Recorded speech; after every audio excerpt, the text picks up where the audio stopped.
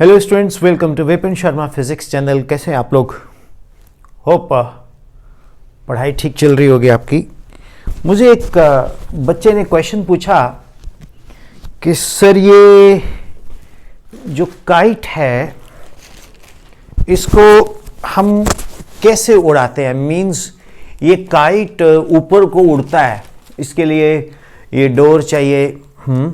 Okay, don't use Chinese door, okay, use Indian door because Chinese door is very dangerous. उसको मत इस्तेमाल करना, ठीक है, and it is not even allowed by the administration. तो एक ऑर्डिनरी डोर से हम पतंग को बांध के जब उड़ाते हैं तो ये कैसे उड़ता है? क्या फिजिक्स इसको एक्सप्लेन कर सकती है?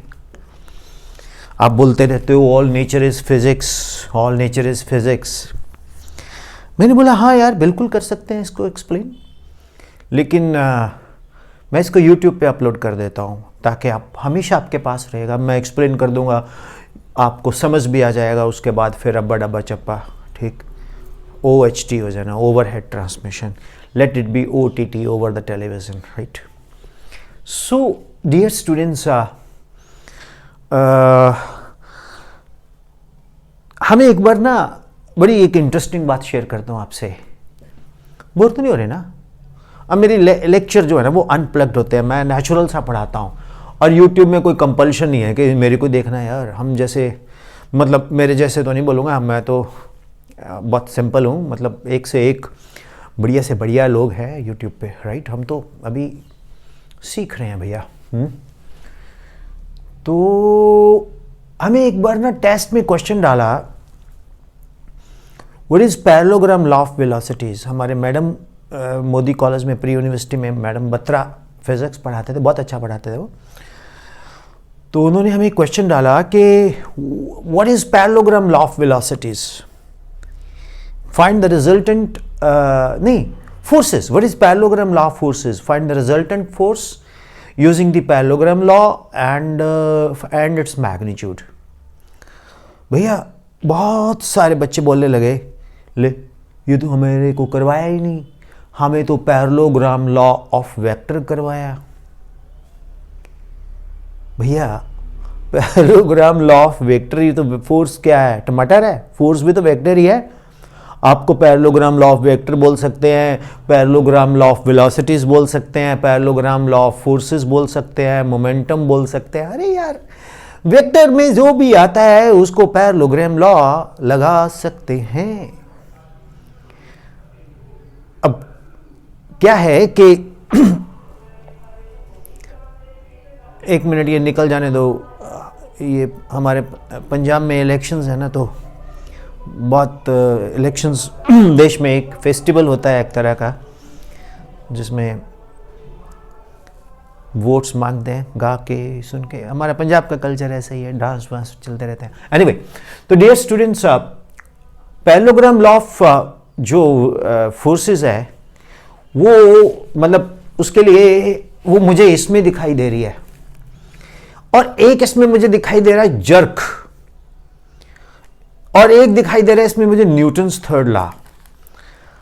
अब आप मुझसे पूछोगे सर आपको पैरेललोग्राम लॉ ऑफ फोर्सेस इसमें कैसे दिखाई दे रहा है? देखो, मैं इसको थोड़ी देर के लिए नीचे रखता हूं, मैं बोर्ड पे आपको बताता हूं। ये आप देखते हो ना, ये लाइक दिस, ये एक तरह की पैरेललोग्राम है। This is F1 and this is F2, और ये डायगोनल है, और इसके बीच में एंगल थीटा है। This is OA and this is OB। अब आप पूछेंगे सर OAB, चलो इसको C लिख देते हैं यार। OC is the resultant. जो पैरेललोग्राम लॉ ऑफ वेक्टर्स यानी कि फोर्सेस, वो क्या कहता है? वो कहता है when the two वेक्टर्स यानी कि forces are represented by the two sides of a parallelogram acting at a point O, then the resultant is completely given by the diagonal passing through the same point O. तो भाई R क्या है? मेरे YouTube के playlist में चले जाना vectors में, उसमें मैंने प्रूव किया हुआ है 2f1 square f2 square 2f1 f2 cos theta, ठीक है ना स्टूडेंट्स। अब R किसका है? फोर्स का है। तो फोर्स लगती है नीचे को यानी कि R, वो कौन दे रहा है? f1 square f2 square 2f1 f2 cos theta.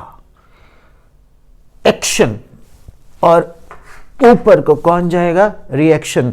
थल्ले नु एक्शन, ऊपर नु रिएक्शन।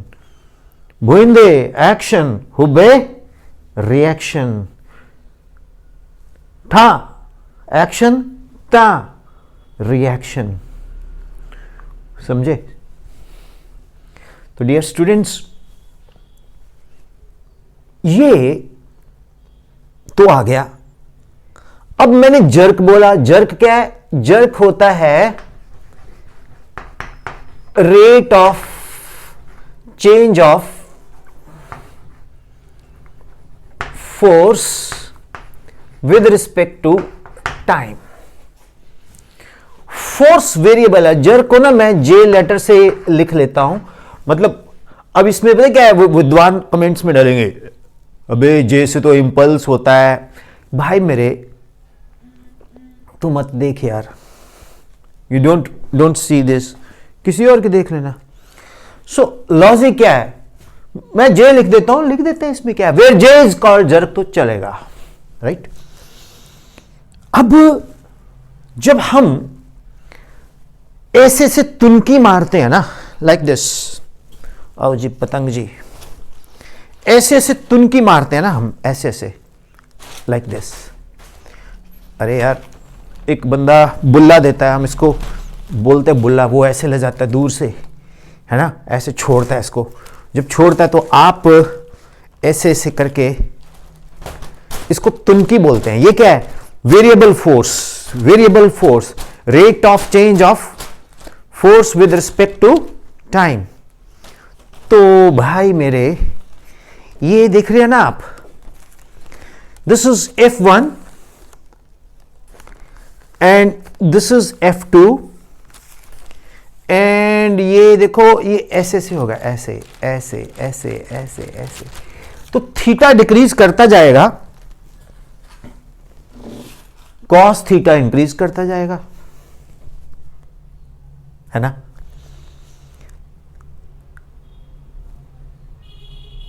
अरे टुक्कर टुक्कर क्यों देख रहे हो? ठीक है, theta decreases, cos theta increases, sine theta decreases. याद है ना, थीटा 0 मैक्सिमम होता है 1, क्योंकि ट्रिग्नोमेट्री में साइन एंड कॉस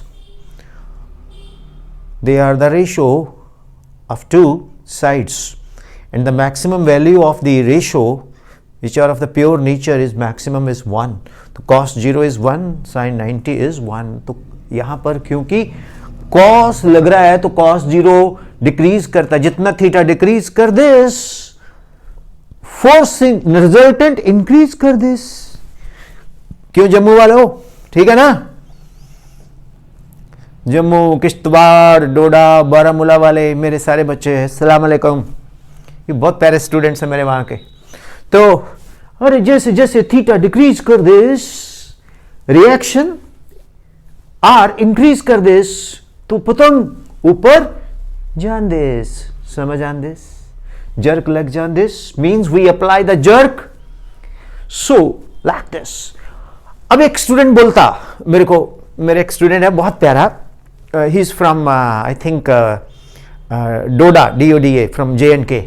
बोलता सर मेरे को एक क्वेश्चन का आंसर करो, आपने जर्क बोला ना DDTOF, जब हम ऐसे ऐसे खींचते तो भी तो पतंग ऊपर को जान दिस।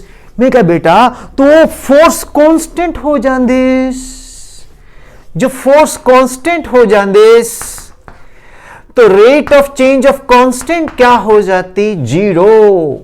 अब जर्क नहीं जाता तो पतंग स्मूथली ऊपर को जांदे। जैसे ये वाला जो काइट है, ये मेरे घर में छत पे कट के आया था, मैंने उठा लिया, मैंने कहा चलो आज यार ये देखो, ये ऐसे ऐसे जाती ऊपर धीरे धीरे हल्लू हल्लू, और जब अब हम जर्क लगाते तो ये ऐसे ऐसे जाती। तो दोस्तों, स्टूडेंटों, F1, F2, OA, OB, this is OC। Action नीचे को, रिएक्शन ऊपर को। तो पैरेललोग्राम लॉ ऑफ वेक्टर्स ये इसमें यूज करते हैं, यानी कि पैरेललोग्राम लॉ ऑफ फोर्सेस ये हम इसमें यूज करते हैं। ये देखो ना, ये ऐसे ऐसे करेंगे ना, मैं इसको ऐसे ऐसे करूंगा, देखो ये ऐसे ऐसे कर रहा हूं ना, तो ये सिकुड़ता है। ये देखो पतंग में बल पड़ रहे हैं ना इसके, इसको हम लोग ताव भी बोलते हैं। ओके, तो ये कागज है जो इसका पेपर है, इसमें बल पड़ता है। तो बिकॉज ये जो जैसे जैसे पानी में ऐसे ऐसे करते हो ना, ऐसे ऐसे, तो आप ऊपर को जाते हो। अगर ऐसे ऐसे करते हो तो आप ऊपर को जाते, ऐसे ऐसे नहीं करोगे वैसे आप नीचे जाओगे, अदरवाइज ऊपर को जान देस, नीचे जान देस, ऊपर जान देस, समझ जान देस। तो ऐसे ऐसे करना नीचे को, तो आप ऊपर को आओगे। अगर ऐसे ऐसे नहीं करोगे तो इंशाल्लाह ना ऐसा नहीं करना, ठीक। तो ऐसे काइट के ना ऐसे से नीचे को जाते हैं, ये ऊपर को जाता है। तो dear students, flying kite is basically a concept of parallelogram law of vectors, यानी कि फोर्सेस एडिशन रिजल्टेंट, ये लगा। दूसरा Newton's third law, action reaction and jerk. Hope it is clear. एक बात बोलूं, मेरे देश के स्टूडेंट बहुत ही बड़े हैं यार। आपको पता क्या है, आपको दिल से पढ़ा दो तो आप समझते हो इस चीज को। अब जिसको अच्छा लगा वो मेरे को कमेंट में डाल देना, जिसको खराब लगा 9814121996 पे व्हाट्सएप कर देना यार, ठीक। ओके, ज्ञान मत देना, मतलब मेरे को देने दो अभी, राइट। तो मैं आपको फिर से बोलता हूँ, मेरे टीचर हैं, मेरे गुरु हैं, जो प्रदीप फंडामेंटल फिजिक्स के ऑथर हैं, श्री प्रोफेसर सुरेंद्र लाल। वो कहते हैं कि Vipin, you are, in fact you are an instructor, you are not yet a physics teacher.